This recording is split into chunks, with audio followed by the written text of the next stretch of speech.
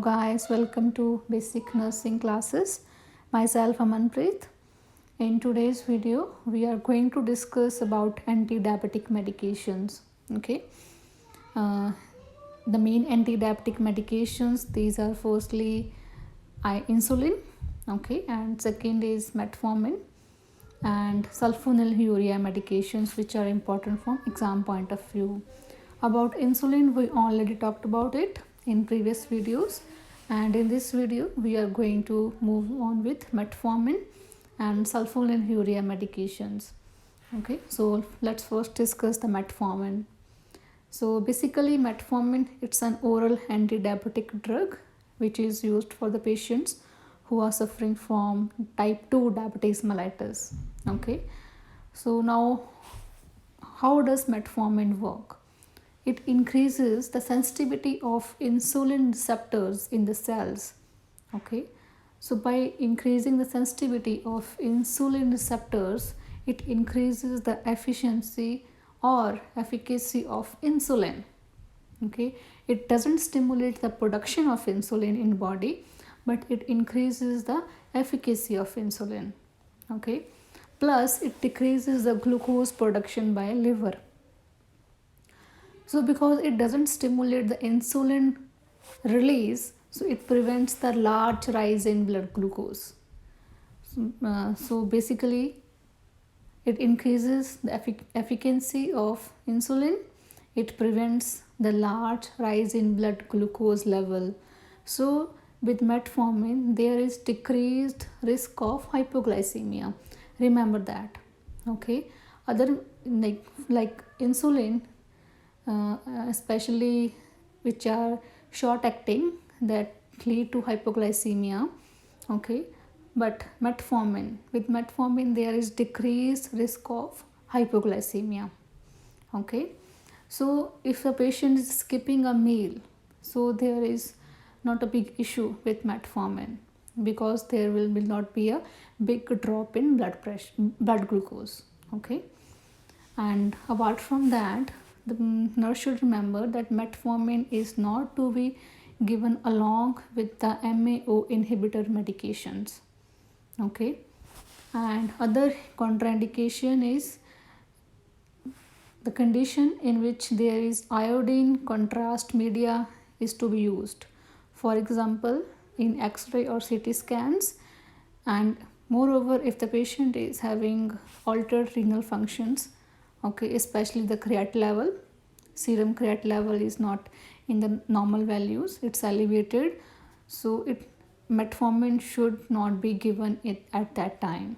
It can lead to acidosis. Okay, and moreover with alcohol, it reacts with alcohol and it can lead to acidosis.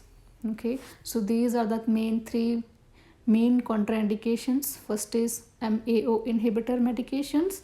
Second is if the patient is to be given iodine contrast media, for example in X-ray or CT scan.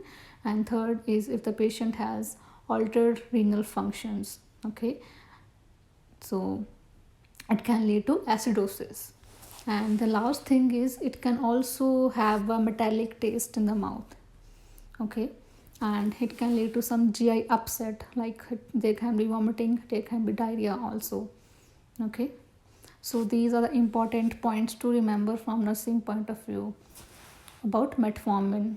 Now let's discuss the sulfonylurea medications. Sulfonylurea medications, these are also anti-diabetic medications. Okay, and these medications, they basically work like they stimulate the insulin release from beta cells of pancreas. Okay, so because they stimulate the insulin release from beta cells of pancreas, it can lead to a big drop in blood glucose.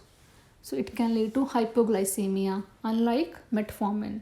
It's opposite to metformin. Okay, so it is not good for the patients who are suffering from type 1 diabetes mellitus, because in type 1 diabetes mellitus the beta cells, they are not working.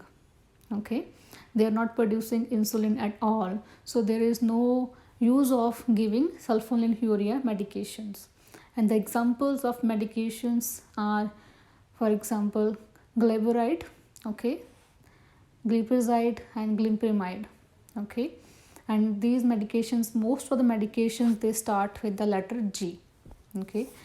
So apart from that, these medications obviously they can lead to hypoglycemia, okay. So skipping of meals, it's not good with these type of drugs, and plus these medications can lead to some weight gain, okay. And these drugs, these are not very useful for older age people. For geriatric patients, these are not good because they can lead to hypoglycemia, okay. Plus with the sulfonylurea medications, the patient has to take care of their skin, okay. So skin protection is very important in these medications. So these are the main things to remember about antidiabetic drugs, okay.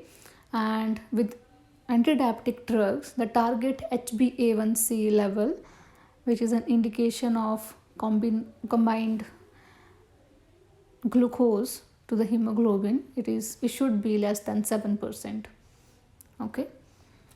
So good luck for exam. In the next video, we are moving on with our endocrine system, and we will discuss about the master gland, that is pituitary gland, okay. Till then, take care. Thank you.